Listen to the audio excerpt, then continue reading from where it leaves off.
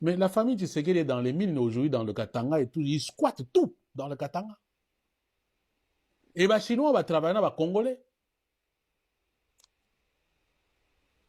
Vital Kamerhe Yemoko na Assemblée nationale.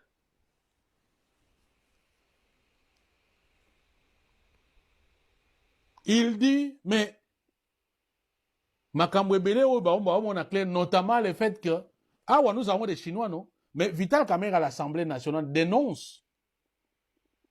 Il a parlé de quoi? Des Éthiopiens ou des Somaliens? Ah oui, il y a même des stations-service dans Babisiko, Koutba. Il y a l'état de siège là-bas. Hein? Je pense qu'il a parlé des Somaliens. Non, pas stations-service qui sont même dans des zones minières. Et il ajoute, gardés par la garde républicaine. Mais la garde républicaine, c'est quoi? C'est la garde prétorienne de Chilombo. Au thème de la loi, ça ne répond que de Chilombo. Maintenant, ceux qui battent, on a besoin de garder les mines oyo. Oyo, bino bolo, ba étranger, bazali. Et on aime ça, nous, bon. Il faut aller jusqu'au bout de la logique. Donc, c'est Chilombo qui garde ça. Alors, moi, quand je dis comme ça, de façon, haine. Mais non, c'est comme la nomination et l'équipe Awa. Ah, nous, on ne comprend pas, le président est mal conseillé, et ensuite, namoni badjaïlophone, nabaom, eh. Yango mutu oyo, ça fait soko 6 ans. Azalaka mal conseillé. Kaka bino bolo bagape, ye atala kaka makambo bino bolo bagaza mal conseillé. Bon. Bon, on a évité. Bolinga bomi lingisa, balinga bino, ou bien ça. Non. Et tant que nous serons comme ça, hypocrites à l'olenge wana, et loko moko ya malonge osama na mboka wana ezate. Et loko malonge osama ezate.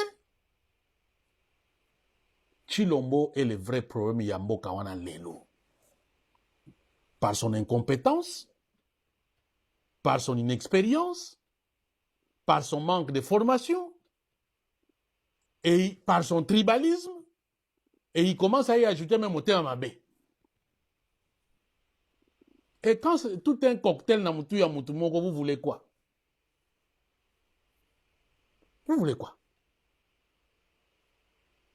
Bon, nous sommes critiqués avec des raisons valables à critiquer mutu. Nous n'avons pas acte à opposer, vous dites nous sommes des tribalistes.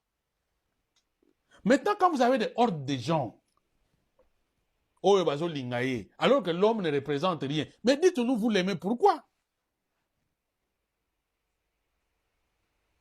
Moi, je viens vous donner des éléments. Voilà, Mutu Oyo, Tolingi était pour Naboué. Voilà, Boué. Et ici, on va encore l'attester ici, le prouver. Maintenant, vous dites-nous, Mutu Oyo, Azamba Laki Naboué, vous l'aimez pourquoi? Si ce n'est par tribalisme. Vous l'aimez pourquoi?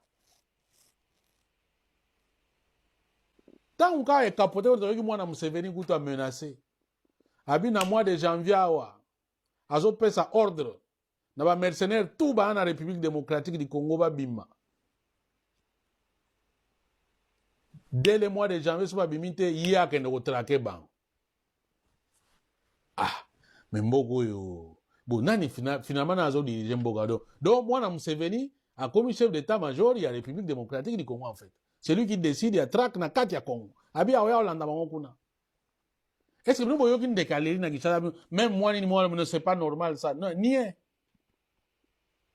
Par contre, les mêmes mois, Museveni sont Kaneruga Mwozi. Alors, il peut marcher sur le Khartoum, tout ça. Mais quand même, les Soudanais ont dit, hé, papa, pas ici, hein. Je me souviens à l'époque de Kikwete, Yagame, Inga Fongolambanga, no, Akenego Majana, Kikwete, c'est là, où est-ce Congo, te? Oro Mekate, pe, oro Bimapete. C'est ça, bah, Mimbal Tangwaza. Et ate ba oto mona oyo kaka msana ba onga ko intimider ba tu ba olo ba koloba papa kende ko bunda kuna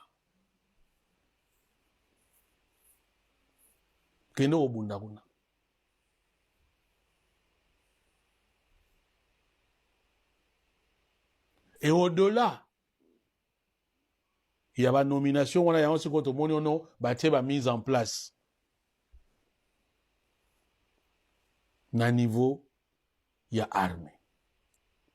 Très bien, papa. Olobini. Chiwewe, qui était commandant garde républicaine à l'époque de Kabila, a été bombardé, chef d'état-major. À la place, il y a Célestin Mbala Moussense. Vous voyez bien, non? Vous voyez, par exemple, makambo état de CNF, ça nous va tenir un rapport à l'Assemblée nationale. Il y a commission de défense. Tant que Chilombo a état de siège, il n'a pas consulté l'état-major. Moutoua, comment vous savez makambo ya armée lelo, c'est celui sur John Ntumba.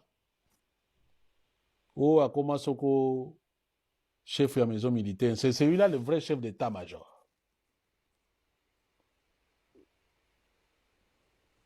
Chiwe a été balancé comme ça.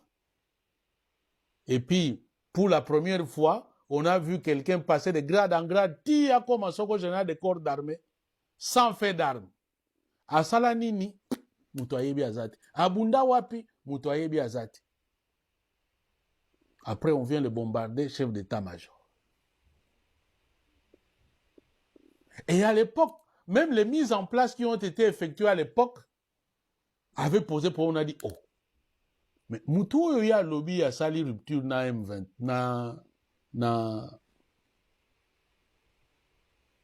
na Kabili. Chibili et Koufi bakati ango Bili.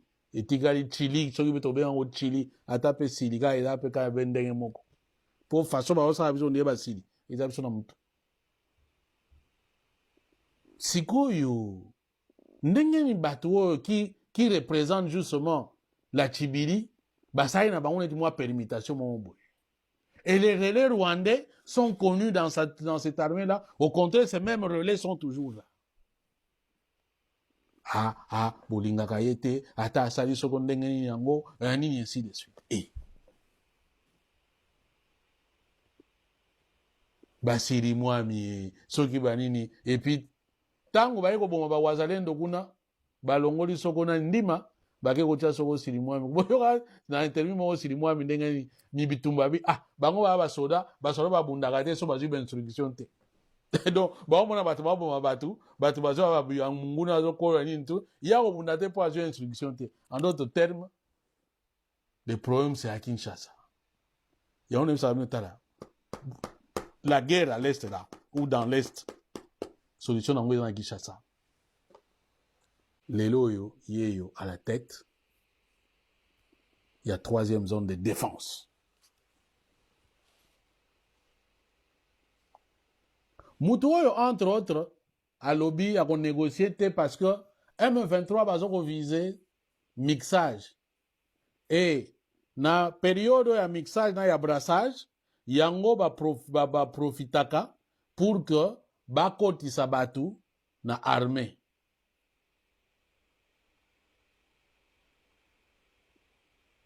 Où est la logique maintenant? Yo bombarder à la tête d'une importante zone de défense, Yamboka, un brassé, un mixé. Parmi les infiltrés, Oyo Kagame a tient la République démocratique du Congo. Où est la logique? Tala Utseki, Tala Kumamba.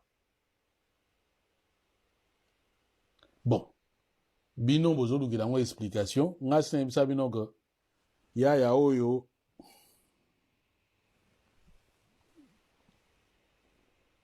acha musapi loin.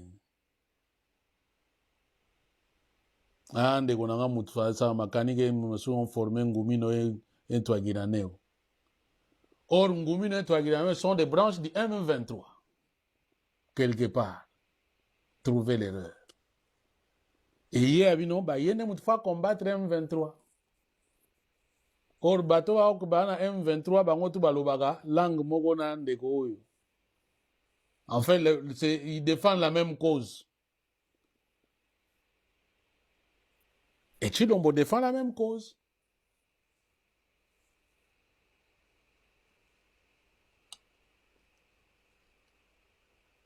Bon, maintenant, si vous voulez entrer dans la propagande des fatigants, entrez.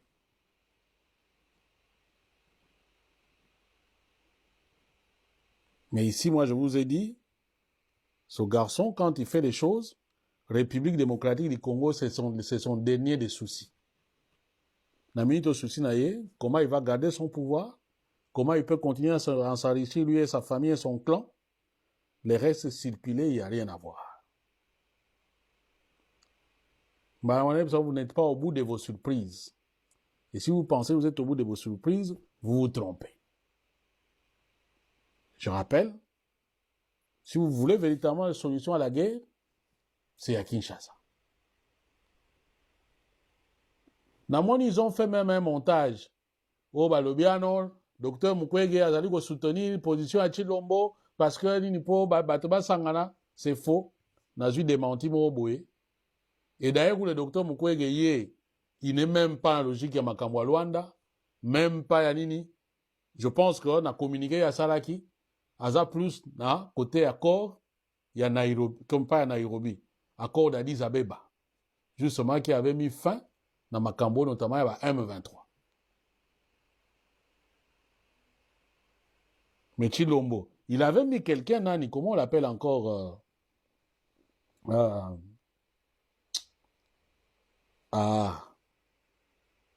Ibalanki. Pour un mécanisme, vous vous souvenez encore?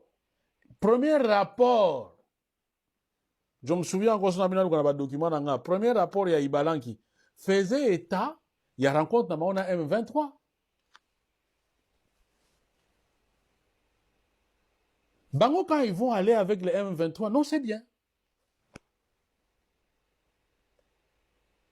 À l'époque, on parlait même que non, il ne faut pas payer ça, on va poste. Et c'est ce qui a fait qu'ils se retrouvent à Kinshasa pendant 14 mois. Et vous avez suivi Chilombo, en public. Quelle légèreté même quand il parle. Non, d'abord, il dit, Nazaraki n'a en contact, après, na Kinshasa, après, j'ai appris que c'est par mon ministre, non, c'est mon nom, c'est mon ministre, d'abord, il appelle d'abord mon ministre, après notre ministre.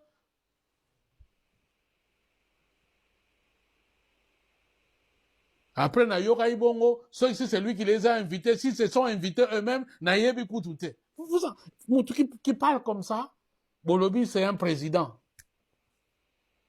Et les fatigants viennent vous dire non, c'est l'homme qui est le plus informé. Mais là, lui vous dit, lui n'était même pas au courant. Ceux qui s'invitent à Bango. Mais lui, quand il fait tout ça, le M23 va bien. Nous avons encore en mémoire la rencontre à Kigali avec Viennabiso, à Banda Massano, François Beya, qui disait nous allons défier le monde. Il disait nous allons défier le monde.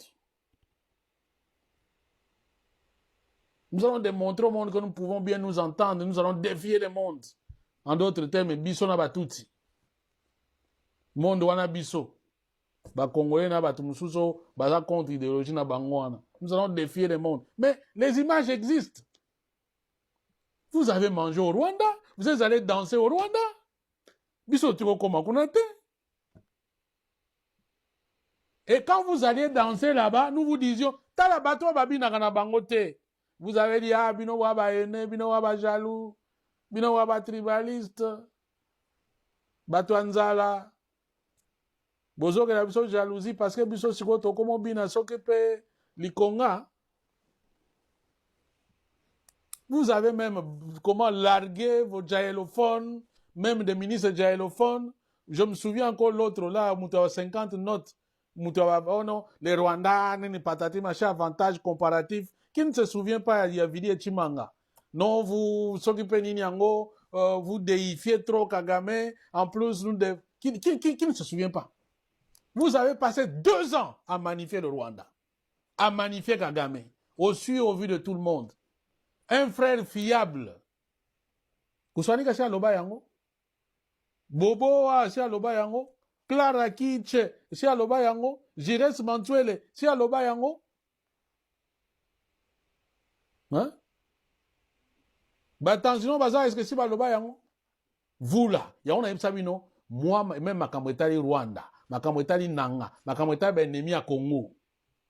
Mutu mususu alobela nga yango, pas infatigant. Ils n'ont aucune leçon à me donner. Aucune. Et je vous dis, Lélo, retenez ça. Si demain, intérêt na bango, ils ont dicté Kagame, ils iront manger avec Kagame. Ce n'est pas les Congos qui les intéressent, c'est ils ont intérêt na bango. Ceux qui ont intérêt na bango, ils vont manger avec lui. Babi yanaye, bakobi yanaye. Est-ce que c'est clair? Voilà.